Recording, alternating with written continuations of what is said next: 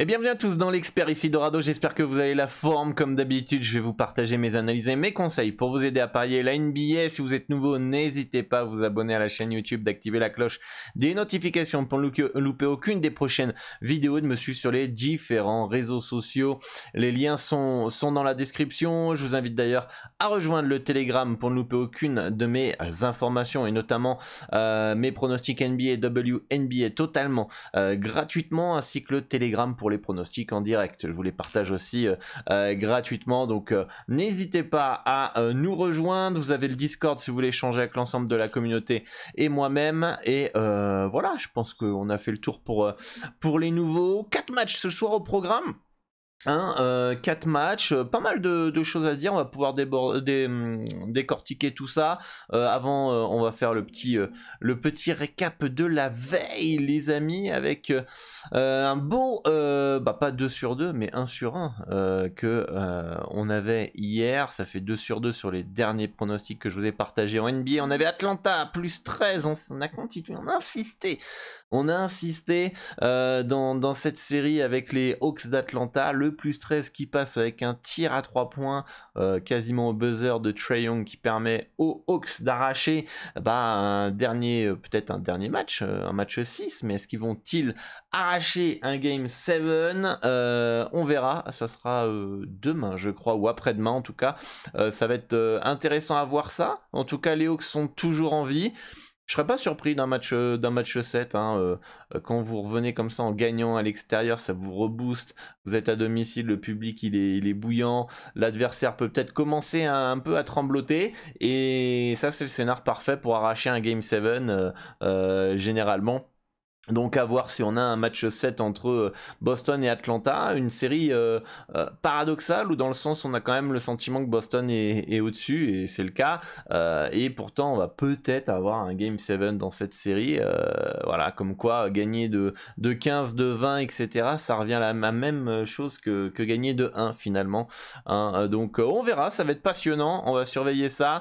Denver qui se qualifie, qui jouera Phoenix au prochain tour, qui s'est aussi qualifié face aux Clippers, donc bye bye pour les Clippers et les Wolves de Minnesota qui sont en vacances. On aura une belle affiche en deuxième tour entre les Nuggets et les Suns, qu'on aura le temps d'aborder dans cette émission. Donc dites-moi en commentaire ce que vous aviez hier. En tout cas, ce petit 3 points de Trae Young a fait plaisir pour faire passer encore plus facilement le plus 13 hier. Ce soir, donc 4 matchs, on va pouvoir aborder les différentes rencontres. Avec la première, c'est mes Cavaliers de Cleveland qui doivent absolument gagner ce soir pour espérer rester en vie, sinon c'est les vacances. Quelle déception, quelle déception. Sur le papier, il y avait moyen de faire quelque chose.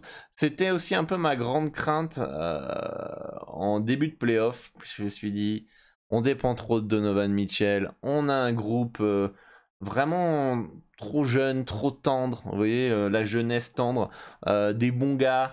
Et il suffit que Mitchell passe un peu à côté. Et même si Garland est très fort, il n'y a pas l'instinct tueur, il n'y a pas le leader à côté, et c'est assez entre guillemets inquiétant pour la suite. Moi je vois pas de leader dans cette équipe à part Donovan Mitchell, mais si on enlève Donovan Mitchell dans la jeunesse, Mobley, Garland, je les vois pas avec un fort caractère pour porter un groupe. Donc c'est ça qui très talentueux, très fort, mais pas l'impression que ça peut porter l'équipe. Vous me direz Kawhi Leonard, vous me direz Tim Duncan n'avait pas forcément des caractères où on pourrait se dire c'est des leaders, et ils ont fait des belles carrières, notamment pour Tim Duncan. Donc ce soir, première chose importante, contrôler ce putain de rebond pour Cleveland. On se fait bouffer au rebond sur les secondes chances, et je pense que si on règle ça, on aura réglé beaucoup de problèmes, parce que le nombre de deuxièmes chances qui sont laissées aux Knicks depuis le début de la série, c'est incroyable. Retrouver un peu d'adresse, et puis reprendre confiance un petit peu, parce que on sent quand même que la confiance n'est pas là. Lors du dernier match, on est catastrophique globalement, et on est dans le match pourtant. On est dans le match, donc pour moi, j'ai du mal à croire en Cleveland au niveau de la psychologie du mental pour remonter. Pour moi, autant ils vont gagner ce soir, puis derrière à New York, c'est éliminé. J'ai du mal à y croire, en tout cas, même c'est un fan qui vous parle, j'ai du mal à croire que même ce soir on pourrait perdre. Je sens pas que mentalement on y est. Je sens pas que le coach trouve les bons mots pour rebooster son équipe. Mais je sais plus où je voulais en venir par rapport à ça, mais en tout cas. Je les vois quand même gagner ce soir. Enfin, il y a plus de probabilités. Victoire de 5 points, 110-105. Ça va être un match disputé. Les bookmakers sont plutôt OK avec moi, avec un âge de -5 aussi. Mais je trouve pas que la value elle est du côté des Cavs. En tout cas, pas ce qu'ils montrent depuis le début de la série. Ils ont fait qu'un bon match. C'est le match 2. C'est le match où ils ont gagné. Match 1, il passe à côté, il n'y a que Donovan Mitchell qui est chaud. Match 3-4, il passe complètement à côté, tous quasiment. Tu peux pas gagner. Alors là, c'est là où je voulais en venir tout à l'heure, j'avais oublié. La marge de progression, elle est folle du côté de Cleveland. C'est-à-dire que difficilement tu peux faire pire. Difficilement tu peux faire pire. La marge de progression des Knicks, c'est quoi? Julius Randle? Jalen Brunson, il va jouer comme Michael Jordan toute la série. Mitchell Robinson, il va être Shaquille O'Neal toute la série. La marge de progression de Cleveland est monstrueuse. Donc, si ce soir il y a le déclic, et Cleveland retrouve son mojo. Alors là, attention à New York, parce que New York peut jouer pire, mais Cleveland jouer pire, ça me paraît compliqué.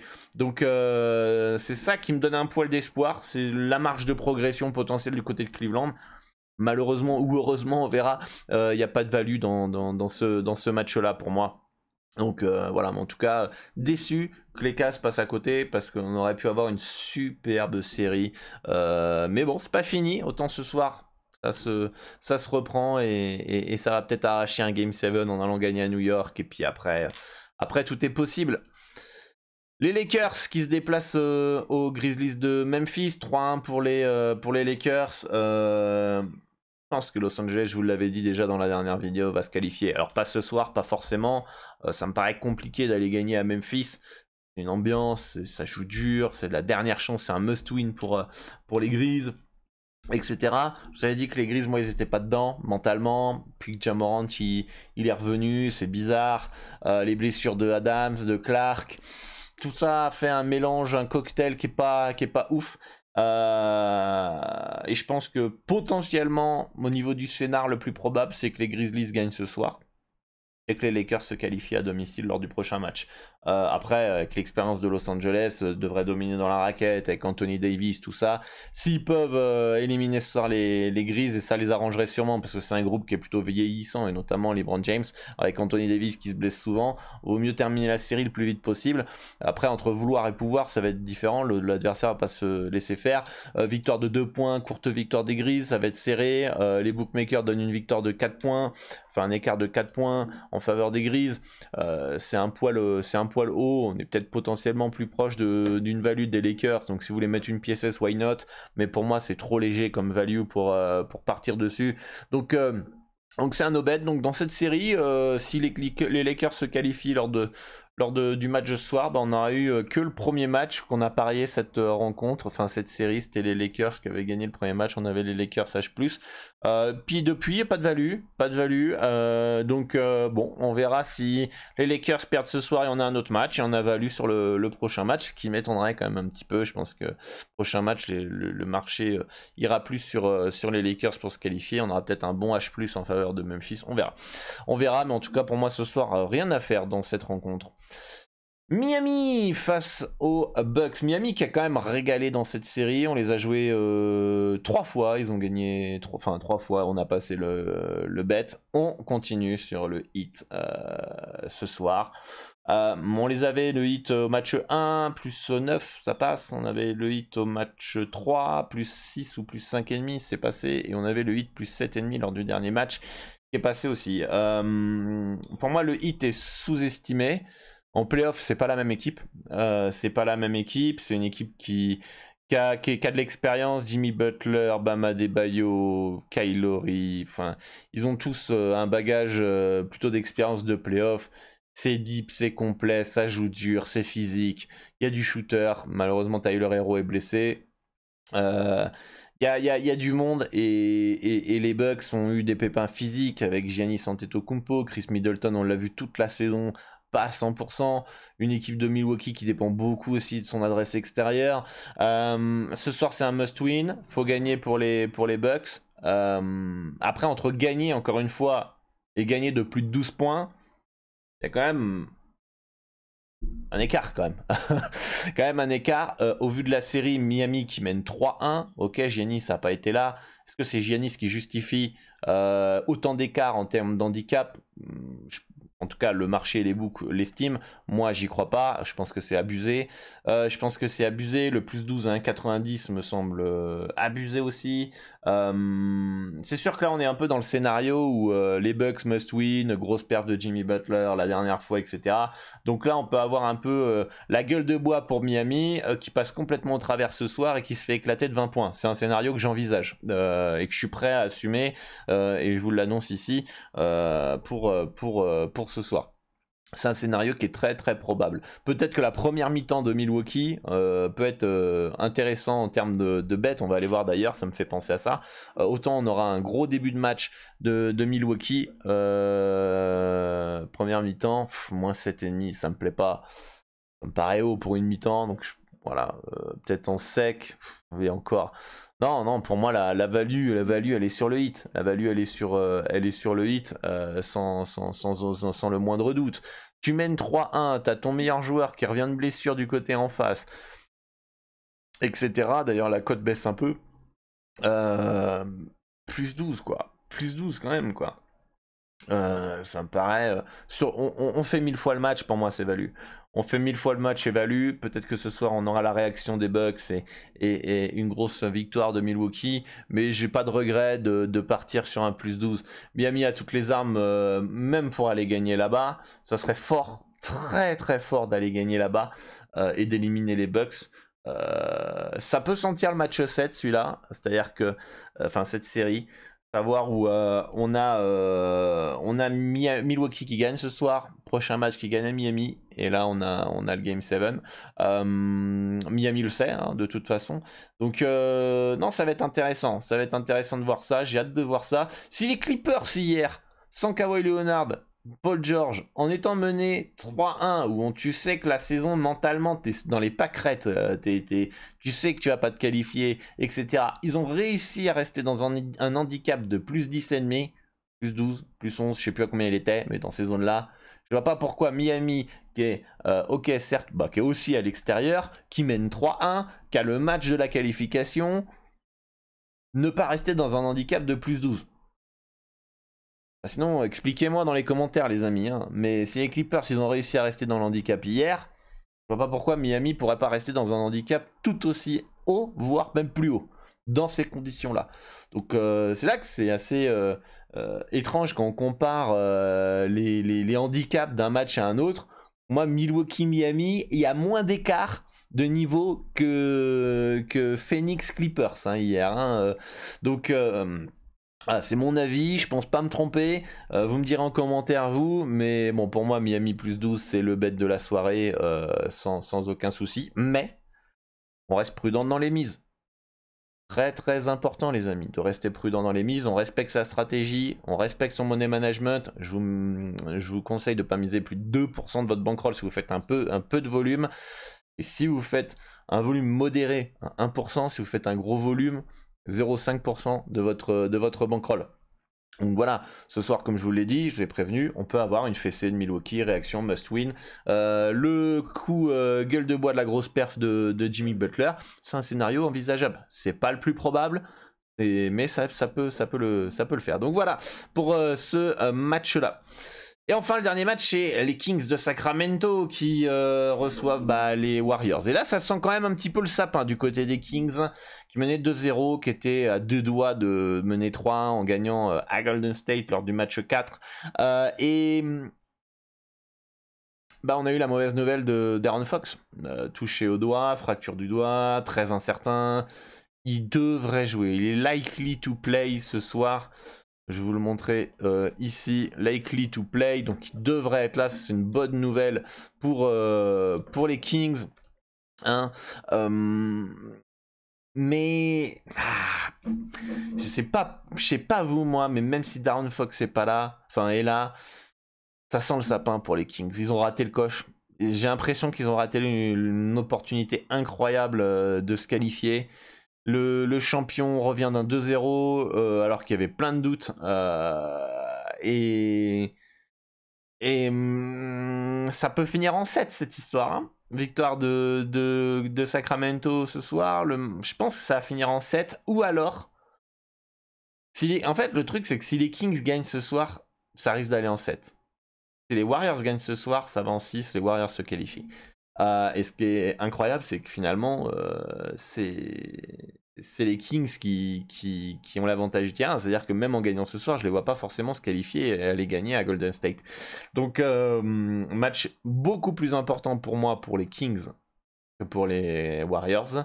Et mes projections donnent une courte victoire de Golden State, 123-122.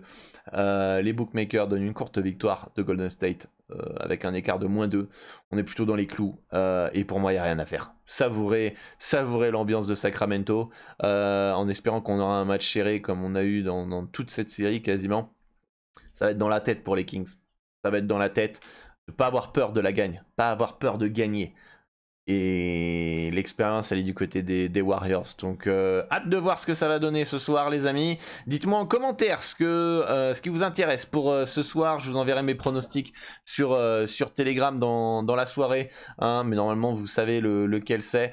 Pour cette nuit, je vais juste attendre quelques heures, voir un petit peu comment se déroule le marché.